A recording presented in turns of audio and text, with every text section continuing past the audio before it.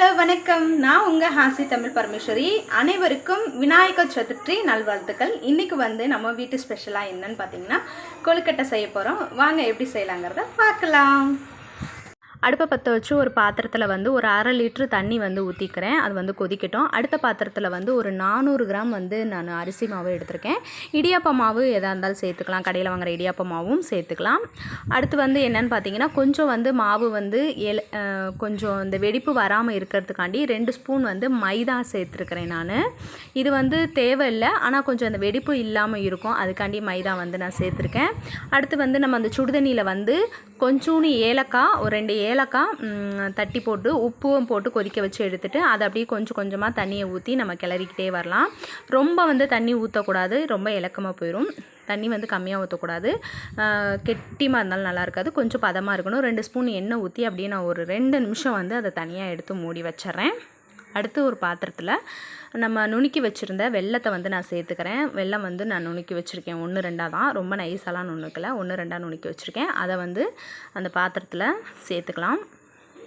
வெல்லம் கொஞ்சம் நல்லா உருகணும், நல்லா உருகிடணும், தண்ணி பதத்துக்கு வந்துடணும் வெல்லம். நல்லா இந்த பதத்துக்கு வந்ததும் இன்னொரு பாத்திரத்தில் வடிகட்டிக்கலாம். ஏன்னா வெள்ளத்தில் மண் நரன்னு இருக்கும், அதனால் பாருங்கள் மண் இருக்குது, அதனால் நான் வடிகட்டி எடுத்துப்பேன் எப்போதுமே. அடுத்து துருவன தேங்காய் 1 சேர்த்துருக்கேன், அதையும் நம்ம அதோட சேர்த்துக்கலாம். வெல்லம் சேர்த்ததுக்கப்புறம் ஒரு 2 ஏலக்காய் தட்டி வச்சுருக்கேன், அதையே சேர்த்துட்டு 2 ஸ்பூன் நெய் அதையும் சேர்த்துக்கிறேன்.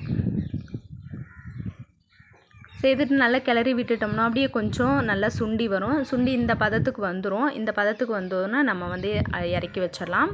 இறக்கி வச்சுட்டு நம்ம எந்த மோல்டில் போடுறோமோ இடியாப்பம் எந்த சைஸில் பண்ணுறோமோ அந்த சைஸில் நம்ம தட்டி எடுத்துக்கலாம்.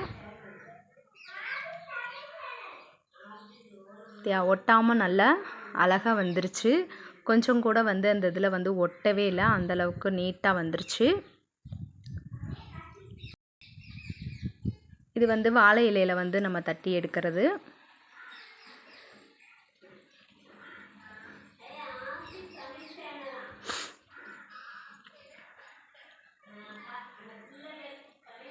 நல்லா சுற்றியில் ஒட்டை வச்சுக்கலாம்.